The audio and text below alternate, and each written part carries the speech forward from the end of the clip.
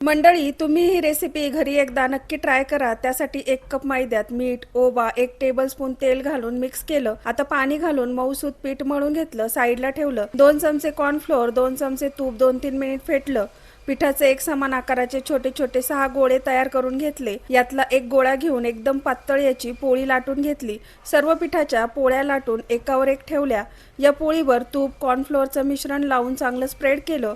आता हीच प्रोसेस 3 वेळा रिपीट केली आणि शेवटी याला चौकोनी आकारात व्हिडिओत दाखवल्याप्रमाणे फोल्ड करायचं। लक्षात ठेवा, फोल्ड करताना कॉर्नफ्लोअरचं मिश्रण याला लावायचं।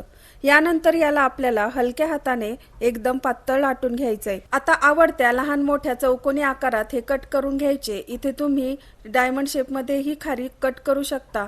आता खारी कट करून झाली, तेलामध्ये एक एक करत टाकून लो टू मीडियम फ्लेमवर दोन्ही बाजूंनी क्रिस्पी आणि गोल्डन होईपर्यंत तळून घेतली। तर बघा, भरपूर पदर सुटलेली खस्ता क्रिस्पी अशी खारी तयार आहे।